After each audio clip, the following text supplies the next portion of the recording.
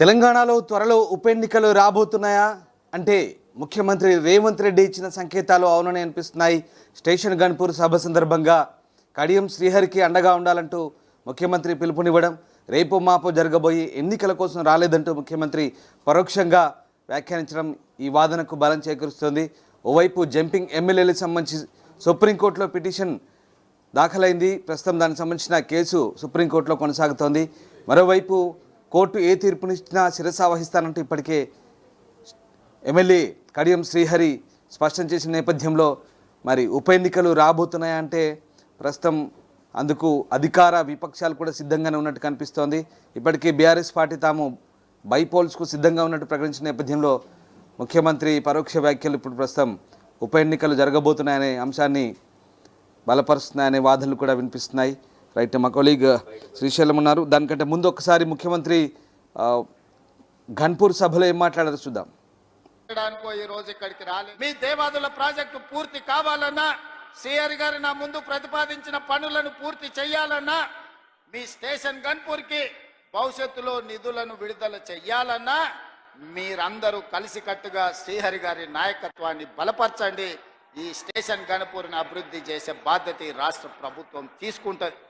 ఈ కార్యక్రమం ఈరోజు వేలాది మంది ఇక్కడికి తరలి వచ్చింది. రేపో ఎల్లుండో జరగబోయే ఎన్నికల్లో ఓట్లు అడగడానికో ఓట్లు వేయడానికో ఈ రోజు ఇక్కడికి రాలేదు. మీ దేవాదుల ప్రాజెక్టు పూర్తి కావాలన్నా, సిఆర్ గారు నా ముందు ప్రతిపాదించిన పనులను పూర్తి చేయాలన్నా, మీ స్టేషన్ గన్పూర్ కి భవిష్యత్తులో నిధులను విడుదల చెయ్యాలన్నా మీరందరూ కలిసికట్టుగా శ్రీహరి గారి నాయకత్వాన్ని బలపరచండి.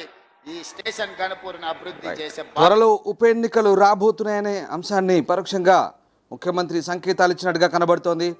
సో ముఖ్యమంత్రి వ్యాఖ్యల నేపథ్యంలో ఒక్కసారిగా ఉప ఎన్నికలు జరగబోతాయనే అంశం మళ్ళీ తెరపైకి వస్తుంది. ఇందుకు ఇటు బీఆర్ఎస్ కూడా ఉప ఎన్నికలకు సిద్ధంగా ఉన్నామంటూ చెప్తున్న నేపథ్యంలో ఇక ఏం జరగబోతుంది? రైట్, శ్రీశైలం ఉన్నారు. శ్రీశైలం, ఉప ఎన్నికలకు సంబంధించి గన్పూర్ సభలో ముఖ్యమంత్రి పరోక్షంగా సంకేతాలు ఇచ్చారనుకోవచ్చా? తెలంగాణలో త్వరలో ఉప ఎన్నికలు జరగబోతున్నాయా? స్వయంగా సీఎం రేవంత్ రెడ్డి దీనికి సంబంధించి సంకేతాలు ఇచ్చారా? స్టేషన్ గన్పూర్ లో పర్యటించిన సీఎం రేవంత్ రెడ్డి దీనిపై మాట్లాడారు.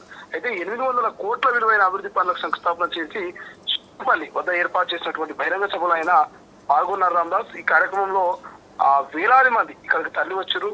ఇక రేపో మాపో జరగబోయే ఎన్నికల్లో ఓట్లు అడగడానికో ఓట్లు వేయడానికో ఇక్కడికి రాలేదని అన్నారు.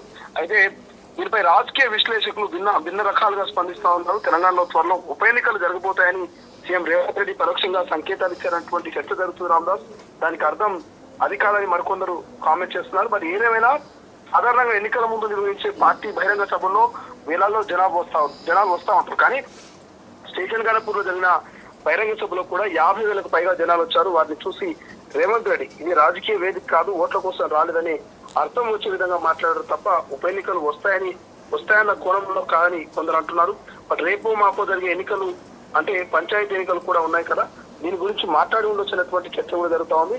బట్ ఏదేమైనప్పటికీ మాత్రం బీఆర్ఎస్ ఎమ్మెల్యే కేటీఆర్ చాలా సార్లు ఉప ఎన్నికల గురించి ప్రస్తావించారు. బీఆర్ఎస్ నుంచి గెలిచిన 10 మంది ఎమ్మెల్యేలు కాంగ్రెస్ పార్టీలో చేరారు. వారు రాజీనామా చేసి కాంగ్రెస్ నుంచి గెలవాలని సవాల్ విసిరారు. అయితే రాష్ట్రంలో ఖచ్చితంగా ఉప ఎన్నికలు వస్తాయని, పార్టీ మారిన 10 నియోజకవర్గాల్లో ఎన్నికలు ఉంటాయని, మాకు 10 నియోజకవర్గాలు అనేక మంది పోటీకి సిద్ధంగా ఉన్నారంటూ చెప్పొస్తా ఉన్నారు. అయితే బీఆర్ఎస్ నుంచి గెలిచి కాంగ్రెస్ పార్టీలో చేరిన ఎమ్మెల్యేలపై కూడా వేటు పడక తప్పదంటూ ఇప్పటికే నానా కామెంట్స్ వస్తా ఉన్నాయి. దీనిపై వారు న్యాయస్థానంలో కూడా పోరాడుతున్నారు. ఇలా పార్టీ ఫిరాయింపు వ్యవహారంలో కొద్ది రోజులుగా తెలంగాణ రాష్ట్ర రాజకీయాల్లో రకరకాల చర్చలు జరుగుతున్నాయి. రామదాస్, ఈ నేపథ్యంలో స్టేషన్ గన్పూర్ ఎమ్మెల్యే కడియం శ్రీహరి కూడా ఇటీవల దీనిపై మాట్లాడారు. పార్టీ ఫిరాయింపుల వ్యవహారంలో కోర్టు తీర్పు ఎలా వచ్చినప్పటికీ శిరసా వహిస్తామంటూ చెప్తున్నటువంటి పరిస్థితి మనకు కనిపిస్తుంది. బట్ ఏదేమైనప్పటికీ మాత్రం నిన్న స్టేషన్ గన్పూర్ లో ముఖ్యమంత్రి చెప్పగానే చెప్పాడు, ఒక హింట్ ఇచ్చాడు.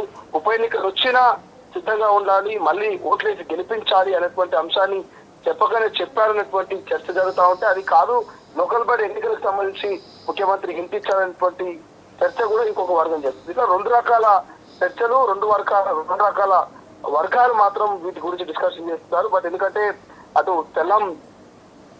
కడియం శ్రీహరి కావచ్చు, ఇట్లా ఇక్కడ మనకు ఖైరతాబాద్ ఎమ్మెల్యే దానం నాగేంద్ర కావచ్చు, వీళ్ళంతా కూడా భద్రాచలం ఎమ్మెల్యే విషయంలో కావచ్చు, ఈ 3 నియోజకవర్గాల్లో ఖచ్చితంగా ఉప ఎన్నికలు వస్తాయని గత కొన్ని రోజుల నుంచి కేటీఆర్ బీఆర్ఎస్ నాయకులు పదే అనడం. సో అక్కడ స్టేషన్ గన్పూర్ లో రేవంత్ రెడ్డి బహిరంగ సభ పెట్టడం. సో ఇవన్నీ కంపేర్ చేసుకుని మాత్రం కొంతమంది ఉప ఎన్నికలు వస్తాయి, అందుకే ముఖ్యమంత్రి ముందుగానే ఇక్కడ బహిరంగ సభ కావచ్చు, ప్రజల్ని చైతన్యపరచడం కావచ్చు, ఒక రకమైనటువంటి ఇండికేషన్ ఇస్తున్నాడు అనేటువంటి చర్చ కొంతమంది చేస్తున్నటువంటి పరిస్థితి కనిపిస్తుంది. రామదాస్ పురాలి సుప్రీం కోర్టు తీర్మానం ఏముండబోతుంది, తీర్పు ఎట్లా ఉండబోతుంది, మరి స్పీకర్ డెసిషన్ ఎలా ఉండబోతుంది, నిజంగా ఉప ఎన్నికలు వస్తాయా రావా అనేది మాత్రం కొంత వెయిట్ చేయాల్సిన అవసరం ఉంది.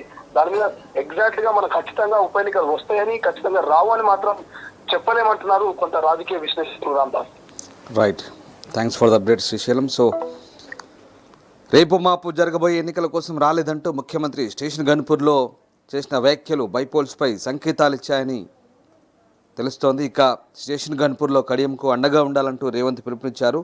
ఉప ఎన్నికలకు సిద్ధంగా ఉన్నామంటూ అటు గులాబీ శ్రేణులు కూడా చెప్తున్నాయి. సో జంపింగ్ ఎమ్మెల్యేలపై సుప్రీంకోర్టు ఇచ్చే తీర్పు ఆధారంగా ఇప్పుడు ఈ అంశం త్వరలో నిర్ణయించబడుతోంది. ఇక్కడికి రాలే, మీ దేవాదుల ప్రాజెక్టు పూర్తి కావాలన్నా ఈ కార్యక్రమం ఈ రోజు వేలాది మంది ఇక్కడికి తరలి వచ్చింది.